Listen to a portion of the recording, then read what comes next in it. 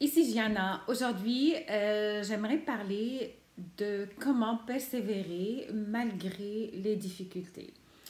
Euh, j'ai développé avec le temps des outils qui m'ont permis d'avancer parce que même si des fois vous me voyez sur Facebook, sur ceux qui me suivent sur Instagram, sur YouTube, euh, vous me voyez que je dégage de la joie, du bonheur, je sers les gens, c'est mon travail, je suis un coach en fitness, je suis une consultante en nutrition, je suis aussi une conférencière, donc je suis en contact avec les gens à tous les jours et j'adore ce que je fais. Mais je suis un être humain, je suis comme les autres, je suis comme vous. Ça m'arrive aussi des fois d'avoir des moments difficiles et j'en ai vécu des moments difficiles. J'ai eu de la peine, j'ai eu de la confusion et j'ai eu de la déception. Mais à un moment donné, j'ai pensé que si je reste sombrée comme ça, si je sombre et je deviens triste et déprimée, eh bien, je vais rester dans mon coin comme ça, c'est parfait. Mais je manquerai quelque chose dans ma vie. Et à un moment donné, j'étais tannée d'être la victime et je me suis dit, ou bien que je deviens la conductrice de mon auto, de ma voiture, ou bien tout simplement, je reste à côté, comme un passager. Et j'attends qu'est-ce que le conducteur va faire et je vais suivre. Mais sinon, pourquoi ne pas prendre le lead et être le conducteur de de cette voiture-là? Donc, à force d'être dans une vallée creuse parce que j'ai vraiment été dans une période de ma vie où j'avais beaucoup de peine. Je me suis décidée, en fait, j'ai décidé de persévérer ou de trouver des outils. Alors, j'ai eu beaucoup d'outils qui m'ont aidé à travers les recherches, à travers les expériences, mais je ne vous dis pas tous les outils en ce moment, aujourd'hui, mais j'ai choisi 5 outils que je pense que ce sont des outils faciles pour ceux ou celles qui veulent s'en sortir, mais qui n'ont pas nécessairement les outils nécessaires ou le courage ou la force pour le faire. Mais ces outils-là m'ont aidé à moi et je vous le transmets. Faites ce que vous voulez avec. Si ça vous convient, mais tant mieux. Ça ne vous convient pas, mais peut-être ça va aider quelqu'un d'autre. Alors, euh, le premier outil, c'est le journal. Moi, le journal a sauvé ma vie. Écrire a sauvé ma vie. Je n'étais pas une personne qui aime écrire, mais à un moment donné, en faisant mes recherches, je trouvais beaucoup d'articles qui parlaient de l'écriture. Et la minute où j'ai mis ce que je pense sur papier, j'ai senti comme un sentiment de libération. Et selon les recherches, quand on écrit, quand on met nos pensées sur papier, mais ça libère ces neurotransmetteurs qui vont nous faire sentir du bien. Et je n'ai pas juste écrit ce qui ne va pas, j'ai écrit aussi ce qui va bien. Alors, on écrit tout ce qui se passe dans notre tête, on libère tout, on libère le négatif et on dépose le positif aussi.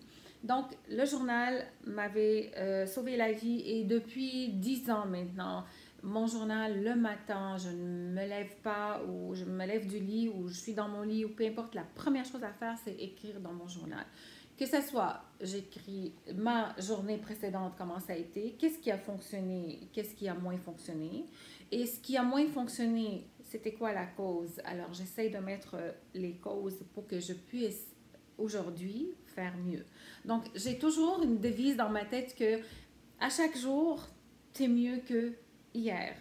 Alors, ça sert à ça mon journal, ça sert aussi à être reconnaissante pour tout ce que la vie me donne. Donc, je dépose beaucoup de gratitude dans ce journal. Alors, ça, c'est l'outil numéro 1 que je vous conseille. Outil numéro 2, c'est de parler. Souvent, les gens aiment garder tout en dedans, mais c'est correct aussi.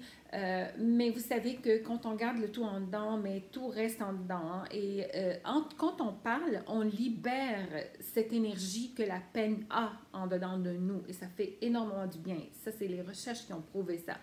Donc, c'est vraiment parler, mais il ne faut pas parler à n'importe qui. Il faut choisir un ami qui est là pour vous aider. Moi, quand j'ai eu des difficultés quand j'ai traversé un divorce, j'avais pensé à l'époque que mes amis, c'était eux qui vont m'aider, mais finalement, ce n'était pas ça. Donc, et quand on a de la peine, c'est là qu'on sait qui sont nos vrais amis, mais ces amis-là étaient occupés par leur vie aussi, je ne les blâme pas, ils n'avaient pas le temps pour moi. Donc, trouver quelqu'un et sinon, aller vers les professionnels de la santé. Si vous n'avez pas d'argent pour un psychologue, mais vous pouvez peut-être consulter une travailleuse sociale. Okay? Donc, parler, ça aide beaucoup, ça libère. Et les gens qui gardent en dedans de eux, on se demande 5 ans plus tard, ils développent le cancer ou 10 ans plus tard, une maladie cardiovasculaire. Donc, il faut vraiment sortir les choses qui nous font de la peine.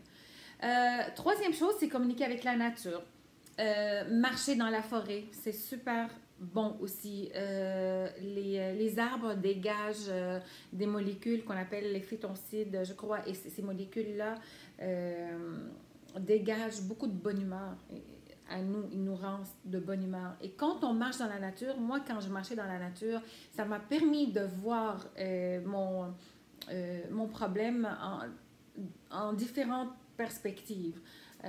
Et ça m'a permis de réfléchir. Ah, ben cette situation-là m'a appris m'a appris à prendre soin de moi davantage. Oh, cette situation-là m'a appris aussi à peut-être réfléchir plus, prendre un petit peu de recul, savoir qui choisir, quoi choisir, où aller, m'avait appris peut-être à être plus moi-même, à prendre plus de décisions, m'affirmer plus. Donc, j'essaie de voir les perspectives de qu'est-ce qui est arrivé. J'essaie aussi de tirer le positif de qu'est-ce qui m'est arrivé. Donc, la nature est vraiment un remède si vous pouvez marcher, courir, mais trouvez-vous avec la nature. Ensuite, le quatrième truc, c'est bouger. C'est le outil qui m'a sauvé la vie parce que en faisant du sport, j'oubliais mes problèmes et moi, je ne suis pas une personne de gym, donc je ne suis pas une personne qui aime être en groupe nécessairement, mais peut-être que vous êtes ce genre de personne. Mais moi, je me suis abonnée à un gym virtuel. Et pendant 1 an, tout ce que je fais, c'est que je m'entraîne chez moi. 30 minutes par jour, ça me fait vraiment du bien. Et c'est ça qui a déclenché, en fait, mon amour vers le fitness. C'est un entraînement de 30 minutes et même les instructeurs, les entraîneurs qui sont là, nous montrent exactement pourquoi on fait le mouvement et comment on doit le faire comme il faut, comment le modifier, donc on ne risque pas de blesser.